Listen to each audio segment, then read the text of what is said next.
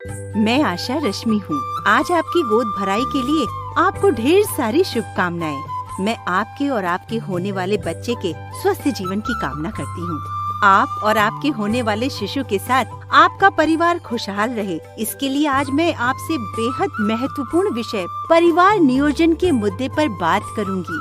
आप अच्छे से समझती हैं कि आपको प्रसव के बाद खुद को स्वस्थ करने और नवजात शिशु की अच्छे से देखभाल करने के लिए समय चाहिए होगा, और ये तभी संभव है जब आप पूरी तरह से निश्चिंत होकर अपना पूरा ध्यान खुद पर और अपने होने वाले बच्चे पर रखें। आपको जानना बेहद जरूरी है कि प्रसव के तुरंत बाद परिवार नियोजन साधन न अपनाने से मां के पुनः गर्भ धारण करने का खतरा रहता है, और शीघ्र गर्भ धारण का नकारात्मक असर मां और नवजात शिशु के साथ होने वाले बच्चे के स्वास्थ्य पर पड़ता है। मां में एनीमिया, कुपोषण और कम वजन का शिशु पैदा होना, ये सब शीघ्र गर्भ धारण के दुष्परिणाम हो सकते हैं। ऐसे में मां अपने स्वास्थ्य के साथ शिशु की देखभाल अच्छे से कर पाए, इसके लिए आवश्यक है कि वह 2 से 3 साल तक दोबारा गर्भवती न हो। कई बार प्रसव के बाद महिलाएं सोचती हैं कि वो गर्भवती नहीं होंगी क्योंकि वे बच्चे को केवल स्तनपान करवा रही हैं। लेकिन मैं आपको ये स्पष्ट करना चाहती हूँ कि यदि 6 महीने से पहले आपकी माहवारी वापस आ जाती है या आप बच्चे को किसी भी कारण से केवल स्तनपान नहीं करा पा रही हैं, तो गर्भ धारण की संभावना प्रसव के 1.5 महीने के बाद से ही हो जाती है।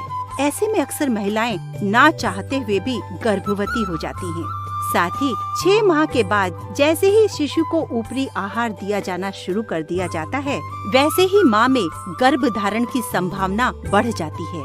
और ऐसे में यदि दंपति ने किसी गर्भ निरोधक साधन को नहीं अपनाया है, तो मां कभी भी गर्भवती हो सकती है। इसलिए मैं आज आपको कुछ गर्भ निरोधक तरीकों के बारे में बताऊंगी, जिनमें से आप अपनी पसंद का कोई एक तरीका चुनकर आशा दीदी या स्वास्थ्य केंद्र की सेवा प्रदाता को सूचित कर देंगी, ताकि प्रसव के बाद आसानी से आप गर्भ निरोधक साधन अपनाकर अनचाहे गर्भ से बच सकेंगी।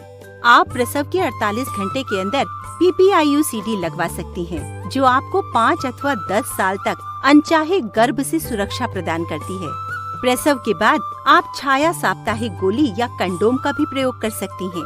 प्रसव के 1.5 महीने बाद अंतरा तिमाही इंजेक्शन भी लगवा सकती हैं। इन साधनों में से किसी एक का प्रयोग करके आप 2 बच्चों के बीच 3 साल का अंतराल रख सकती हैं। और यदि आपको लगता है कि आपका परिवार पूरा हो गया है व आप और बच्चे नहीं चाहती, तो आप 1.5 महीने बाद नसबंदी भी करवा सकती हैं।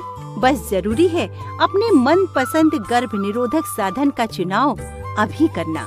गोद भराई की रस्म होगी तभी पूरी जब मनपसंद गर्भ निरोधक साधन चुनकर आशा दीदी को करेंगे सूचित।